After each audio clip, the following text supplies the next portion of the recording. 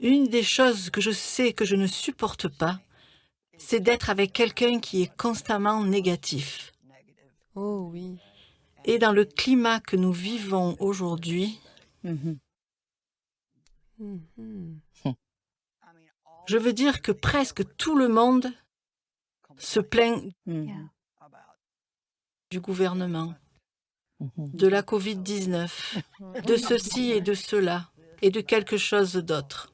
Et tout le monde est comme « eh bien je pense, eh bien je pense, eh bien je pense ». Eh bien, qui sait quelque chose aujourd'hui? Oui.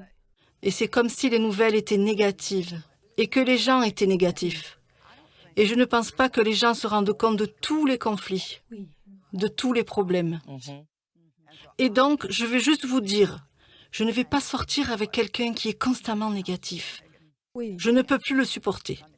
Je veux dire, écoutez, j'étais si négative quand j'étais enfant, et vraiment jusqu'à la quarantaine.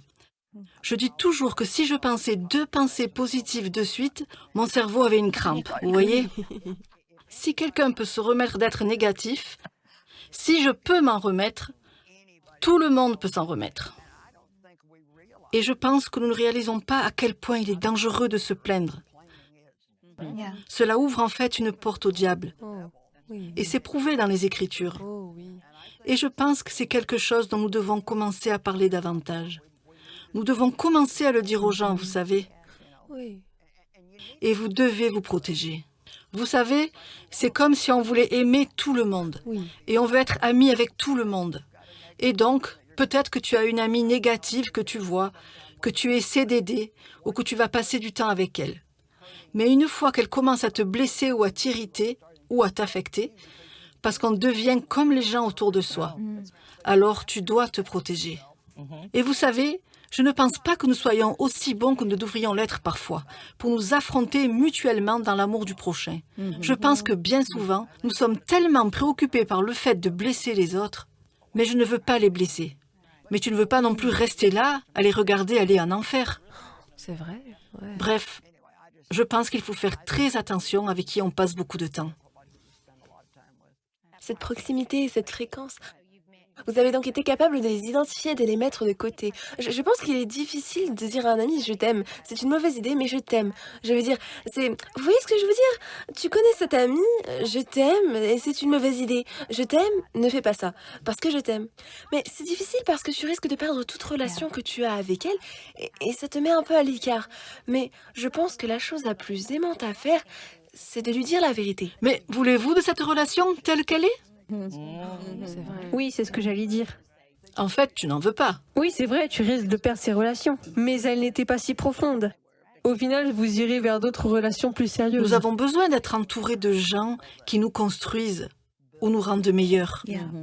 Ne pas être entouré de quelqu'un qui va vous entraîner vers le bas ou vous faire descendre à un niveau dont vous pensiez vous être débarrassé. Et je ressens une urgence réelle à dire cela. Il y a des centaines de milliers de personnes qui nous regardent en ce moment même et qui pensent que vous pourriez changer votre vie en changeant simplement les personnes que vous fréquentez. On veut juste se détendre. Je veux dire, littéralement, juste par... Je sais juste qu'il y a des gens qui regardent et que vous passez du temps avec des gens qui empoisonnent votre attitude, qui empoisonnent votre vie mentale.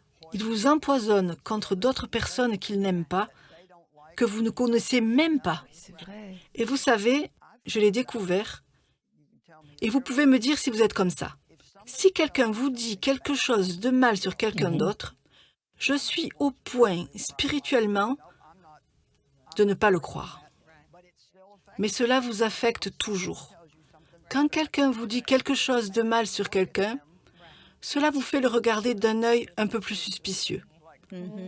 Vous savez, j'aime vraiment être entourée de gens qui me donnent envie d'être comme eux. J'aime être entourée de gens généreux plutôt que de quelqu'un d'avare et qui sort toujours jusqu'à la dernière seconde en espérant que vous allez payer pour tout. J'ai pris une décision, je ne sais pas, peut-être il y a près de 10 ans maintenant. J'ai eu beaucoup de relations unilatérales. Des relations où les gens voulaient toujours que je fasse quelque chose pour eux. Mhm. Mais il n'était jamais là pour moi. Mhm. Et j'ai fini par me mettre spirituellement en colère à ce sujet. Ce n'était pas comme une fausse colère. Je veux dire, je savais juste que c'était de la part de Dieu. Et je viens de dire que je ne vais plus avoir une relation unilatérale. Je veux dire, je vais aider les gens en difficulté, mais je ne suis pas... Je veux des relations qui... Je fais pour toi, tu fais pour moi. Ça doit être un atout, pas un handicap. Ça doit pas être seulement à sens Et il unique. n'y a rien de mal à cela. Je veux dire, quel genre de relation aurions-nous avec Dieu, même si tout était à sens unique? Vous savez, il doit y avoir des concessions mutuelles. Et encore une fois, je veux juste dire que certains d'entre vous qui nous regardent, vous avez des problèmes dans votre vie. Et vous pourriez en résoudre beaucoup juste en vous faisant de nouveaux amis. Et si c'est la famille? Je suis en train d'ouvrir un sujet tabou. C'est vrai. Non merci, j'ai déjà une grande famille. Qu'est-ce qu'on fait, Joyce? Eh bien, il y a des gens que vous devez côtoyer à cause de la famille. Mhm. Vous savez, il y a une femme qui m'a dit, vous conseillez de ne pas être avec des gens négatifs. Mais je suis mariée à monsieur négatif. Alors je lui ai simplement dit de s'assurer de contrebalancer cela en étant entourée de beaucoup d'autres personnes qui sont vraiment positives et qui vous construisent. Vous savez, vous ne pouvez pas abandonner un mariage parce que quelqu'un est négatif. Et puis il y a des parents ou des proches qui sont autour de vous. Mhm. Mais il faut limiter le plus Mhm. possible les discussions négatives et se couvrir en étant entouré de personnes qui vont vous aider à vous construire. Shalom, j'espère que vous avez aimé cette vidéo. Abonnez-vous pour ne pas rater nos programmes. Merci de faire partie de notre famille TBN. Que Dieu vous bénisse. Shalom de Jérusalem.